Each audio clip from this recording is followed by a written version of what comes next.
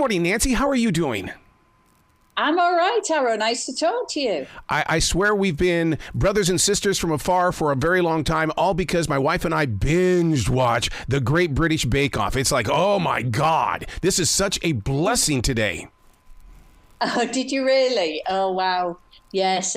And that's 10 years ago for me now. Oh, see, that's what I love about digital television these days is I can go back that far and get caught up. And now that we've got I just loved to cook because of these shows.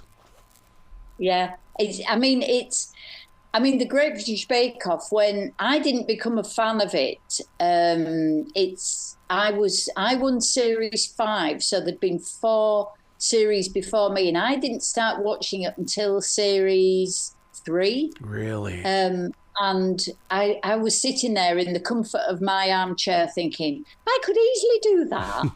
I could easily do that. But then when you're in that tent with a camera in your face, under time constraints, it's something quite different, as you can imagine. What is the set like for the Big Bakeover, the new one? Because it's like it's got to one up the last show that you watched because it's like, oh my God, I want a kitchen that looks just like that. The Big Bakeover was and is. It's been such a tremendous experience for me. I've thoroughly enjoyed it, and seeing the actual makeover or bakeover as it's come to be called. What can be done in such a short time, because we only had 36 hours to completely, clear out these bakeries and put them back together again. And whilst that was happening, I was probably in a little corner of the kitchen with the bakery owners, trying to teach them some new recipes and new ways of presenting their bakes. So it was full on pressure. Now, would you say that one of the biggest mistakes at these small town bakeries or even big town bakeries in malls is the fact that they're overproducing? They're trying to predict what their guests are going to want, and then they end up throwing half of it away? I think definitely, Arrow, that was the case in 1 or 2 bakeries, but not for them all. Somewhere like you've just said, overproducing, and obviously baked goods don't last forever, and so there was an awful lot that was getting wasted. On the other hand, there'd be other bakeries that were just doing a fairly limited menu and maybe buying in other bits, and we said, you've got the skills to be able to do this. You don't need to be buying extra bits in. You need to extend your own menu and do it yourself. And so that each bakery has its own issues. And it was great to go in with fresh eyes because those problems were more apparent, whereas they weren't really seeing it, if that makes sense. One of the things that I've learned lately when it comes to many of these bakeries is that instead of throwing the food out, they're turning it into compost. And when I heard that you do your own fruits and veggies, it's like, oh my God, I wonder if she does the compost thing too. I wouldn't throw baked goods onto the compost because it would just attract vermin. But any raw scraps, anything, not vegetable scraps and things like that, definitely go onto the compost. And coffee grounds and tea leaves, all that kind of thing. But anything left, I don't throw any food away. Yeah. I'm terrible. I don't throw a single morsel away. I make sure it gets used up, whether it be stale bread or stale cake, or I'll make sure it gets used. Yeah. Well, to me, that's what it's all about, is that you can turn this into something, especially when it comes to bread that's stale. All right, now I've got croutons. So there's always that next level of what I'm going to do with the food. Just because I don't need it for this now, then what I'll do is I'll change it into something else later. Yeah, I think, and actually I get such a lot of satisfaction out of using up leftovers. I think it's great. I think, I can make a lemon curd. If I've used egg whites for a meringue, I'll make a lemon curd in the microwave in less than a minute. Just egg yolks, sugar, lemon and butter. 3 20-second bursts and you've got a jar of lemon curd. I've been to many restaurants where they have risotto, and the thing is, I've never made it until this past week. That was a journey. That was something that I challenged myself with it, and we put some fennel and stuff in it. Oh, my God. Yeah, and so much nicer than anything that you would get out, outside. And that goes particularly, I think, for baked goods. I think once you've mastered baking yourself, you realise that actually nothing that you can get outside is going to match the freshness of what you've done, in your own kitchen. And you know what's gone into it. You know the ingredients that have gone into it because, certainly factory produced baked goods in the UK. Take a block of pastry, for example, a 500-gram block of pastry, short crust pastry that I would pick off a supermarket shelf, has got no less than 14 ingredients in it. And obviously wrapped in plastic with a sell-by date of goodness knows when. And yet my own pastry has only got 4 ingredients. I totally get that, because that's one of the things that I noticed about the flavor of this risotto is the fact that it wasn't oversaturated with salt. It had a nice, even flow flavor. And I think that's because I was sampling it the entire way, which that's what I love about shows like what you've got. Sampling the food, being the chef, being the baker, and man, it just puts a better connection with the food there. Yeah. And that was the beauty. Every single bakery that I went into, we asked the public what their feedback was. And I said to each baker, right, I want you to bring me a selection of your best-selling baked goods. Ooh. And they were all beautiful, all of it. Maybe and it certainly wasn't for everybody, but some maybe lacked presentation style. Some maybe the portion size was... I did find the portion size is big in the US, by and large. But, each bakery, they could bake. There was no doubt about it. But what they maybe needed to do was just maybe extend their portfolio or think about presentation or, it really was a fantastic job.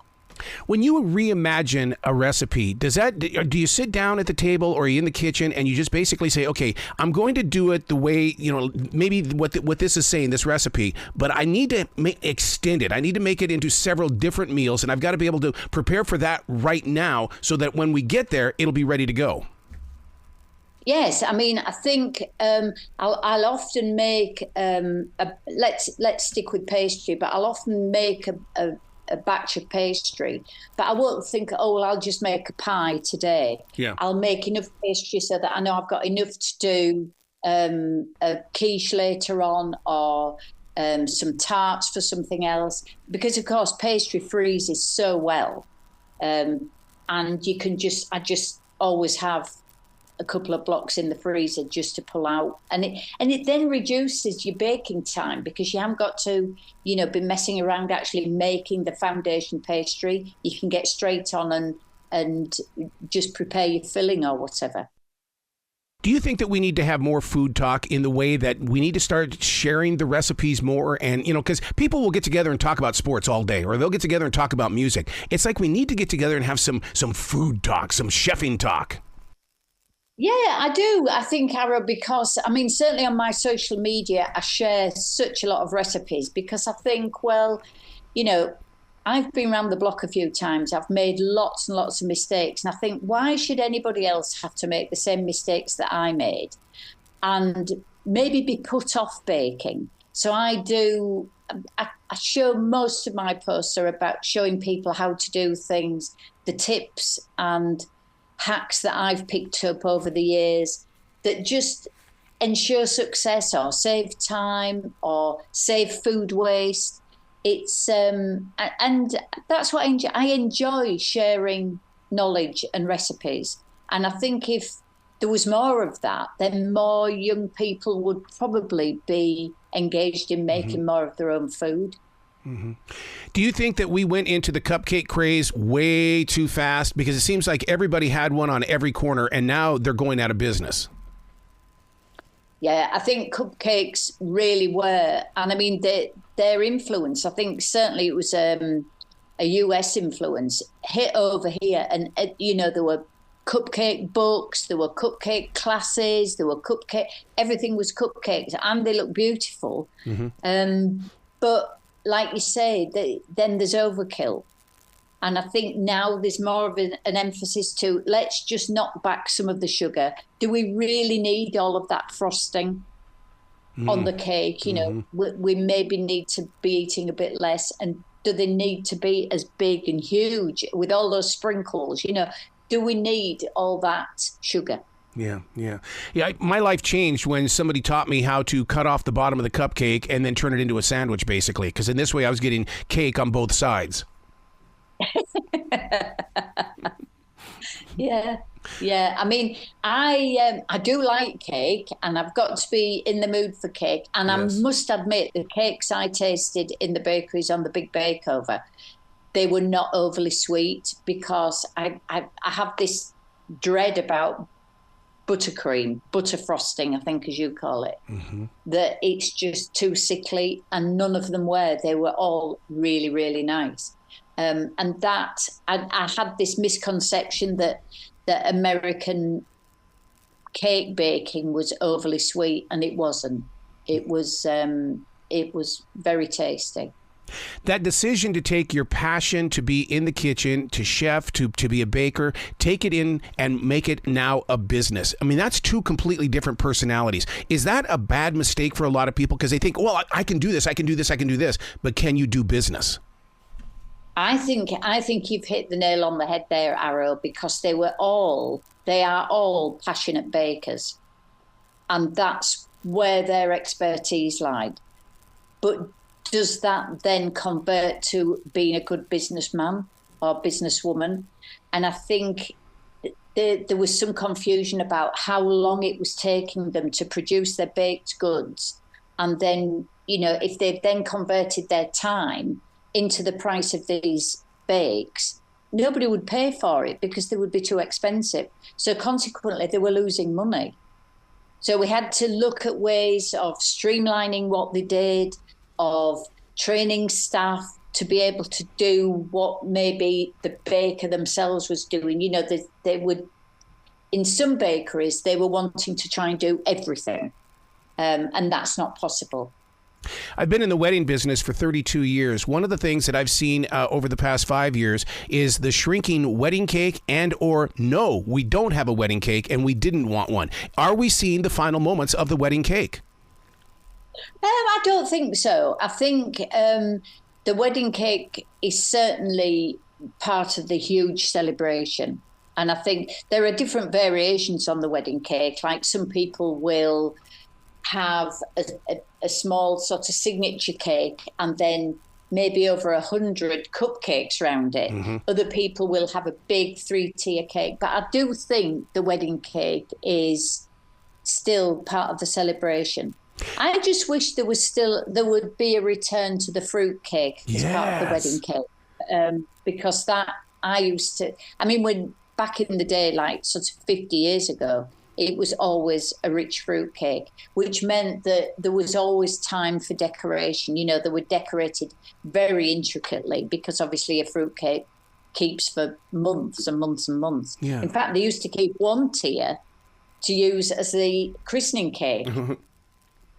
So that's how long it keeps. Wow. Now, don't you think that's because the business world of fruitcakes, they think that the only time that we want them is during the Christmas season? Yes, I mean, I have to say that we do a simnel cake at Easter time, which is a lighter version of a fruit cake. But you'd be unlikely to see fruit cake on sale at a bakery any other time other than Christmas, really. Wow. Have you ever made mincemeat pie? Oh, yes. Oh, yes. Finally I meet somebody. I love it. You mean a sweet mince pie? Oh, yeah. Because, mine make all the time. Yes, I love mince. Well, I would time. but they are one of my favourite bakes. And I make my own mincemeat that goes inside. They are delicious. I just wish people would understand that, don't think about the name of it, just enjoy the flavor of it. Yes. Well, they did start off, I think, before then. I can't remember. I have read up about them before. And they did start off as meat pies. Yep. And then I think the Victorians knocked off the meat and just did a dried fruit and spice version. But they are delicious. So when it comes to bakery, the thing is, I love rhubarb raw because I love how tart it is. But the second sweeten and add a different flavour note at the moment, because rhubarb's in season, is instead of sweetening it with sugar, sweeten it with 1 or 2 tablespoons of elderflower cordial. Ooh. And oh my word, it's so subtle and so delicious and not overly sweet. It's just fantastic. Give it a try. I will, definitely. So now, do you have a favorite dish, a go-to when it's like when you're in the mood to just, to do something in the kitchen? It's like, you know what, I'm going to do this. I haven't done it in a week or two. I'm going to do this one today. I think probably one of my favourite bakes is a lemon meringue pie. Oh, my God. because it's just got everything. It's got that thin, crisp pastry base, and then it's got the tart lemon filling, but then the soft pillowy meringue on the top with that layer of sweetness. Oh, I just think it's delicious. Wow. Where can people go to find out more about you? Because they need to understand that you're also an author. You're an author, you're a baker, you're a chef. You do it all, and they need to give you some love. Well, I'm on Instagram's my biggest audience. I've written 5 books now. Love it. And obviously I won Bake Off, but I'm on Facebook, but Instagram really is where all the fun is. Wow. You got to come back to this show anytime in the future. The door is always going to be open for you. Oh, thanks, Sarah. I would love to do that. And I hope people, I've been asked to mention as well as going on the CW on Friday night, the young people do tune in to the app. So it's also on the free CW app as well. Be brilliant today. And you, Ara. Thanks very much.